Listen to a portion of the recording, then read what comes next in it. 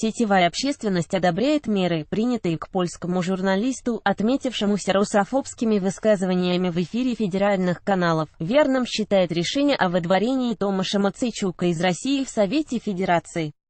Мацейчук даже не журналист, а самозванец. Это выяснила комиссия Совфеда по информационной политике, сообщил сенатор Алексей Пушков. Скандалисту и русофобу Мацейчуку запрещен въезд в Россию до 2048 года. Верное решение.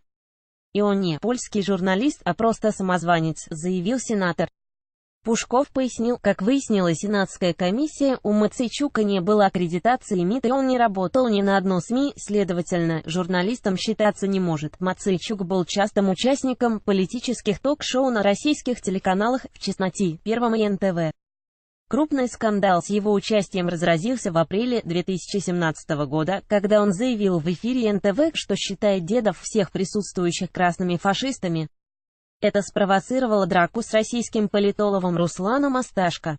На программе их разняли, однако позже Асташко и Мацейчук провели настоящий боксерский поединок, в котором россиянин одержал победу по очкам. Ранее Мацейчука задерживали по подозрению в экстремизме.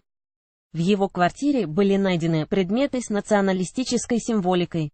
На него был заведен протокол по статье «Возбуждение ненависти либо вражды, а равно унижение человеческого достоинства». Позже выяснилось, что гражданин Польши находился в России незаконно. За это предусмотрен штраф, а в некоторых случаях выдворение из страны. Мацейчуку запретили въезд в Россию сроком на 30 лет, пишет РИА Новости. Скандалисту и русофобу Мацейчуку запрещен въезд в Россию до 2048 года. Верное решение.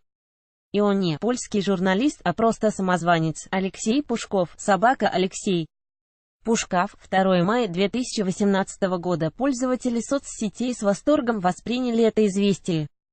А почему бы их всех не проверить? Уверен, половина этих клоунов-русофобов на нашем ТВ проходимцы и самозванцы, пишет один из них. А почему бы всех их не проверить? Уверен, половина этих клоунов-русофобов на нашем ТВ проходимцы и самозванцы. Гроль Владимир, Гролф. 2 мая 2018 года. Другие возмущаются, требуя более сурового наказания. Очень печально, что этого раньше не замечали. Получается, у нас любая мразь может выступать, поливать звездочка всю страну, а ему за это максимум въезд запрещают. Компетентные органы не работают, не сдерживает эмоции сетевой активист. Оригинальная орфография и пунктуация сохранены. Прим.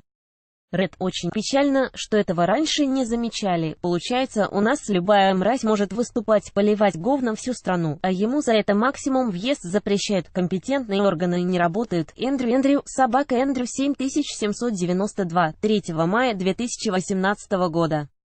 Долго телились одних фоток было достаточно, чтобы понять, что это за мразь, подводят итог пользователи. Долго телились одних фоток было достаточно, чтобы понять, что это за мразь. Игорь Гнездов, Манома 078. 2 мая 2018 года.